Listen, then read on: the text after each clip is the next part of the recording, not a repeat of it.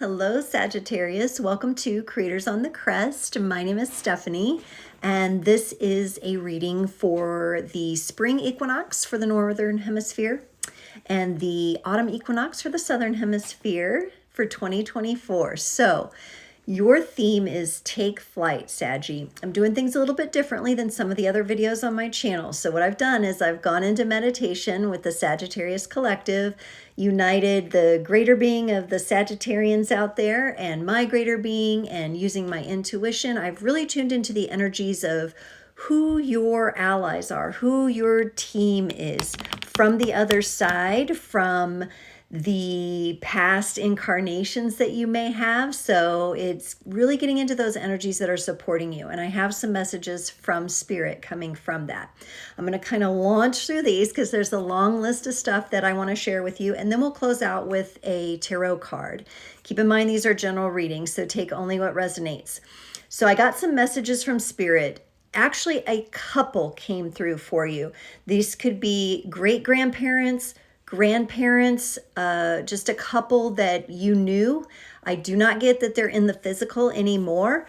I did get some names. These are W names, so keep in mind if it could be a variation on this, or the letter W is important in this couple's name. It could be first or last name. I'll just read off quickly what I got from my notes. I got Walder, Wanda, William, Willa, Webster, Washburn, Winston, Walker, and Wright with a W, W-R-I-G-H-T. So keep that in mind. Those could be some loved ones coming through for you. Now, I also got a message from them that someone in your life right now, so I saw the couple on the other side, and I see you in some sort of partnership right now. For many of you, it felt very romantic, and someone in your life right now is serving as an anchor for you. So they're a real grounded, stable, they're holding down the fort, they're maintaining the home, they're keeping things in check, maybe financially for you, so that you can go do your thing. So there's something special that you're in the process of doing, and you have this anchor person in your life, which is really incredible. It feels like a really nice energy for you. Now then, very interestingly enough, all these water creature totems started coming in. I got the fish, so that can be Pisces energy. You could have some Pisces in your life as well. And I also got, for some of you, it represents a sustenance. You could be a pescatarian. This is a food source for you. You may be taking fish oil, or you may want to look into taking fish oil. You could be taking a fishing trip, because remember, Saggy, you love to travel. So this could be a fishing trip. You also got the sea turtle, and the sea turtle represents resilience and strength. And they're very important to the ecosystem of the ocean, and their shells alone, little creatures feed off their shells, for example. And like the sea turtle, Saggy, you are important to the ecosystem. You are important to the dynamics, either in a workplace or in your entrepreneurship, in your leadership capabilities. And the sea turtle is reflecting those energies for you, how important you are to the ecosystem with which you interact. And especially, it seemed like from a career and work perspective, but it could be from any relationship, really. The starfish came in for you. And in this particular case with the starfish, I got that it's your mind, body, and soul aligned and flowing. So starfish was showing me not just like laying on the sand, but it was showing me actually like moving its little appendages. And so dance came in for you, yoga flow, ocean waves, real or just the sound of ocean waves is beneficial for you right now. I know a lot of the nighttime sleeping sounds can be ocean waves, and you can find them on YouTube too. Just type in ocean wave sounds and you'll get lots of lovely sounds there to work with. There was also a parent and child relationship that came through. I feel like it's you and a child. Doesn't have to be your biological child. It could be a niece, a nephew, an adoption situation, but it could be your biological child as well. And that there is someone younger than you that you are teaching about the keys of life. You're kind of teaching the next generation at this time. It's more of what you're teaching is way more than like the 3 R's or whatever, reading, writing, arithmetic.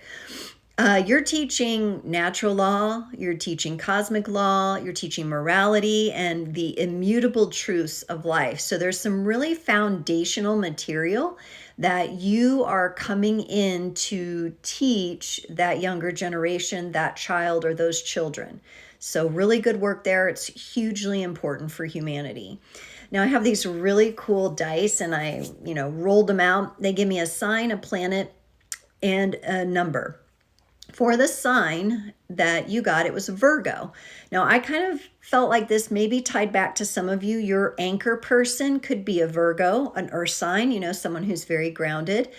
Or this can be representative of your mental prowess, especially right now during this equinox. You could be really dialed into your mental prowess. You may also have some Virgo energies in your chart that might be worth looking at. Keep in mind, you can go get a free chart online as long as you know your birthplace, time, date. You can type that all in and get a chart that's should represent and show you where the Virgo is in your chart. Now, the planetary dice, it also has the North Node, South Node, and Moon, and the Sun. So you got the Moon, which isn't really a planet, it's a moon.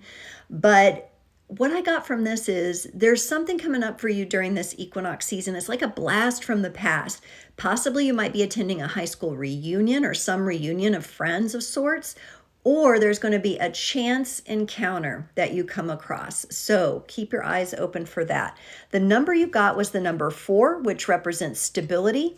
And I really felt for you too, it's about laying foundation. So there's some sort of foundational material, either that you're gaining as part of the knowledge that you need, or you're actually like laying the groundwork. For some of you, literally, you could do the kind of job where you lay foundation or you create something from the ground up. Now, I also pulled a card from the Herbcrafter's tarot, and you got the Marigold, the death card, as it is in the traditional tarot. But what a cool picture is that. Look at that. I love this picture. It's the number 13 card. 1 plus 3 also reduces to 4, so you have that number 4 coming up a couple times. The Calavera, or the painted skull, that really came up for you. It stood out to me. This could represent Halloween this year being an important time for you. If you're looking ahead, maybe mark your calendar. Dia de los Muertos. Honoring your ancestors will be extremely important, especially this couple spirit that's come in for you at this time to really support you. As you have the support on the physical, you have the support in the spiritual as well. And I really love that they came in as a couple, whoever this couple is. Like they're together. They're together on the other side. Also, the death card was about finding closure so that you can take flight. You can be in that saggy shooting star kind of vibe, right? And letting go of maybe a sacred contract. For some of you, you're going to be ending contracts. You're going to have settlements. It's going to be like an ending, a finalization. Some other things to look out for: mandalas. You can draw these yourself. You can color mandalas. You can just gaze upon them. Butterflies, candlelight, using candlelight in your meditations and your reflections. And then you've got this really cool blessing moon. I love this. I love this. It's got the little hand there coming up, and it's like you're receiving a blessing. This is a number 5 card, which does speak of change, but in this case, the card says contentment. So I think, you have that nice anchor energy in your life. You've got a really cool, united, harmonious spirit team going on here. And so maybe during this time, if you're not already traveling, it might be a good time to plan some travel, leisure time, travel. Take an airplane flight somewhere. Honor the past as you launch into the future, metaphorically speaking. I also got that the yoga mudras, so where you're using your fingers, the yoga mudras would be helpful. Hot yoga, belly dancing, and also fire spinning or fire juggling. Those little poi, you light the poi and then you can spin them and do stuff, like only if you know how to do it, okay? Don't go burning yourself. But for some of you who have these gifts, juggling or fire spinning. So very interesting, because you're a Saggy, so you know you're not afraid of fire. This card's coming out for you. We're going to close off your reading. I love this. See, all this culminates then in the Ace of Cups. As you have kind of that closure of the past, you're opening up into a new heart-centered beginning. And I absolutely love this for you. I do feel like this couple energy that's coming in for you is showing you a brand new opportunity in love for you. You're realizing a new opportunity in love.